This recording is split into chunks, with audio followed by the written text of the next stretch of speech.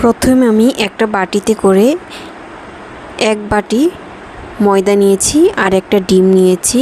একটা ডিম দিয়ে আজকে আমি 4টা বন রুটি বানাবো। এখন আমি কাপে ইস্ট আর গুঁড়ো দুধ 1 চামচ দিয়ে আর অল্প পরিমাণ লবণ দিয়ে ভালো করে মিক্স করে নেব। এইখানে আমি চিনি, ইস্ট আর গুঁড়ো দুধ, আপনারা লিকুইড দুধ থাকলেও দিতে পারেন। আমি নর্মাল জল দিয়ে এখন একটা পানি দিয়ে মিক্স করে নিয়েছি। এখন সেই পাত্রে রাখা ডিম, লবণ, তেল দিয়ে ময়দাটা ভালো করে হাত দিয়ে মিক্স করে একটা ঝরঝরা করে একসাথে করে নিয়েছি। এখন সেই লিকুইড যেটা একটা মেজারমেন্ট কাপে যেখানে আমি দুধ, ইস্ট আর পানি মিক্স করে রেখেছি, সেখানে আমি ময়দার উপরে অল্প অল্প করে একটা ডো তৈরি করে নিয়েছি। এখন আমার ডো তৈরি হয়ে গেছে।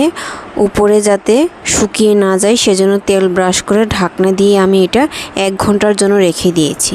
দেখেন 1 ঘন্টা পর ফিরে আমার কত সুন্দর ডো একটা সুন্দর ফুলে গেছে ইস্ট দেওয়াতে। ইস্ট না দিলে রুটি ফুলবে না। এখন আমি ভালো করে আরেকটু হাত দিয়ে মুথে গোল গোল করে ভাগ করে নিয়েছি। এখন এটা আমি গোল গোল করে, যেহেতু আমি বন গোল রুটি বানাবো বার্গার রুটির মতন,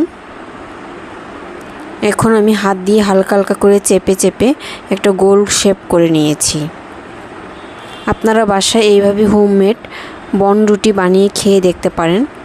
অনেক স্বাস্থ্যকর এবং বাইরের অস্বাস্থ্যকর পরিবেশে যেগুলি বানায় ওগুলি না খেয়ে ঘরেই হোমমেড বানিয়ে খেয়ে দেখতে পারেন। হাত দিয়ে হালকা হালকা করে আমি 4টা রুটি বানিয়ে নিয়েছি গোল গোল করে।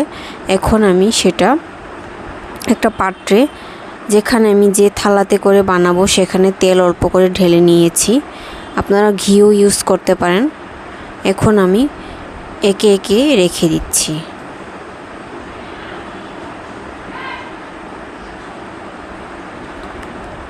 রাখার পর হালকা হালকা করে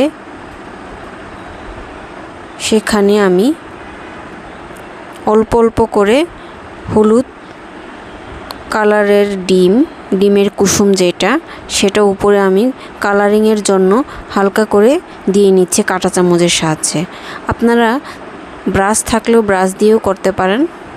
হাতের নাগালে কাঁটা চামচ ছিল, সেটা দিয়েই করে ফেলেছি আমি। কুসুম অংশটা দিয়েছি, এখানে সাদা অংশ দেওয়া যাবে না, তাহলে কালারিং সুন্দর আসবে না। যাতে কালারিংটা সুন্দর হয়, দোকানের মতন বন রুটি হয়, সেজন্য আমি দিয়ে দিচ্ছি তিল নাও দিতে পারেন, আমার কাছে ছিল তাই আমি দিয়ে দিচ্ছি। হুবহু বার্গার রুটির মতন হয়ে গেছে এটা বানানোর পর। খেতে অনেক মজা হয়েছে। চা কিংবা কফি এগুলির সাথে খেয়ে আমার অনেক মজা লেগেছে। এখন আমি আগে থেকে কড়াইয়া গরম করে নিয়েছি, এখন সেটা আমি দিয়ে দিচ্ছি। আমি এখন ফ্রাই প্যানে ঢাকনা দিয়েছি, সেখানে তো আর কালার সুন্দর আসবে না, সেই জন্য আমি জার্মানির ঢাকনা দিয়ে ঢেকে রেখেছি। এই জন্য দেখেন কত সুন্দর কালার হয়েছে ঢাকনা দেওয়াতে। জার্মানির ঢাকনা দেওয়াতে, ফ্রাই প্যানের ঢাকনা দেওয়াতে এরকম কালার লাল লাল আসবে না। আমি একটা ভেঙে দেখাচ্ছি কত সুন্দর হয়েছে, দেখেন পুরো রুটি হয়েছে।